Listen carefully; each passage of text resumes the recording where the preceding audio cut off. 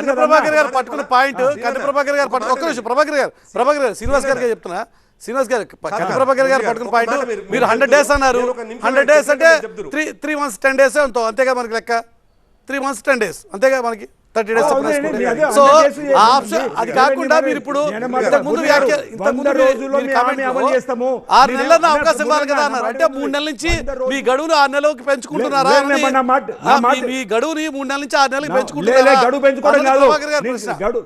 గడువు పెంచుకోవడం కాదన్నా గడువు పెంచుకోవడం కాదన్నా ఎప్పుడైనా మన రాజకీయ జీవితం రాజకీయానికి ఉంది నా మాట వినండి నీ క్లారిటీ ఇవ్వండి నీ క్లారిటీ ఇవ్వండి మురళి నా క్లారిటీ ఇచ్చిన తర్వాత మాట్లాడు నేనేమన్నా 100 రోజుల్లో అమలు చేస్తాము ఏ ప్రభుత్వం కొత్తగా వచ్చిన తర్వాత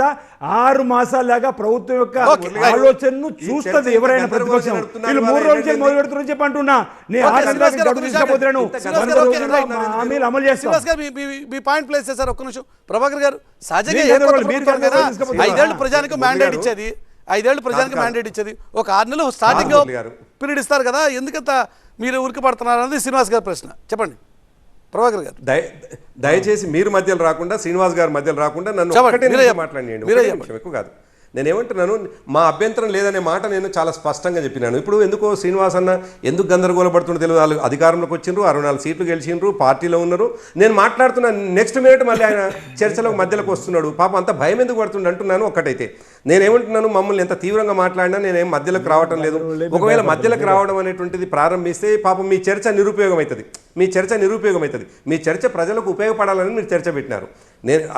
మీరు నాకు ఒక టర్న్ ఇచ్చినారు నాకు ఒక అవకాశం ఇచ్చినారు నేను మాట్లాడుతూ ఉన్నాను వాళ్ళు ఎంత తీవ్రమైన పదాలు వాడినా కానీ నేనేం మాట్లాడటం లేదు నేనేమంటున్నానంటే ఇవాళ మా అభ్యంతరం అంతా కూడా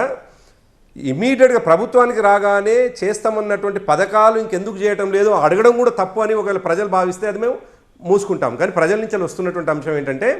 ఈ రుణమాఫీకి సంబంధించింది ఏమైంది రైతు బంధుకు సంబంధించినటువంటిది ఆల్రెడీ బెనిఫిషియర్స్ లిస్టే ఉంది కదా మీరు ఇవ్వచ్చు కదా ఆసరా పెన్షన్ల లిస్టే ఉంది కదా మీరు ఒకవేళ ఆసరా పెన్షన్దారుల సంఖ్య పెరిగి ఉంటే ఇంకా యాడ్ అయితే కదా అనేటువంటిది ప్రజల నుంచి వస్తున్నటువంటిది ఇంకొక మాట మురళి గారు వీళ్ళు 6 అంటున్నారు కానీ 6 కాదండి 420 420 కాంగ్రెస్ పార్టీ ఇచ్చినటువంటి అంటే 420 హామీలు ఇచ్చినటువంటి కాంగ్రెస్ పార్టీ హామీలు ఉన్నాయి సార్ ఈ 420 హామీలు టిఆర్ఎస్ పార్టీ అన్న 9.5 సంవత్సరాలు మీరు 420 పదం మీరు వాడేది కరెక్ట్ కాదన్నా 420 పదం లేదన్నా మీరు 420 పదం కరెక్ట్ కాదన్నా మీరు 420 పదం వాడడం కరెక్ట్ కాదన్నా పదం వాడడం కరెక్ట్ కాదు వెనక్కి తీసుకోండి మేము లేదన్నా మేము 6 గ్యారెంటీలు ఇచ్చిన దానిలో ఒక్కొక్క దానిలో 3 ఇచ్చినాం మీరు 420 అనేది మీరు ప్రజలు 420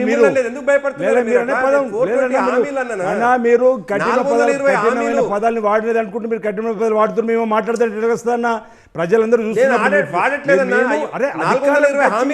100 రోజుల్లో హామీలు అమలు చేస్తున్నారు ఆగండి ఎప్పటిదాకా కొట్టుకోటండి మీరు 420 అనేది మీ నాయకుడు కేటీఆర్ ఏదైతే పుస్తకం విడుదల చేసిండో అదే రోజు మీకు ఖండించినాం మీ 420 అన్నా మీరు 840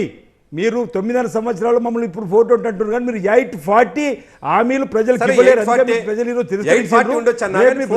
జరుగుతుంది మాట సమానం చెప్పడం మీరు సిద్ధంగా ఉన్నాం మిమ్మల్ని ప్రజలు తిరస్కరించిన అరే నువ్వు మాట్లాడే విధానం ఏందన్న 420 అంటే ఏమన్నట్టు అన్నా ఇప్పుడు మేము ప్రజలకు ఇచ్చిన 6 గ్యారెంటీలు మీరు అన్నట్టు 6 18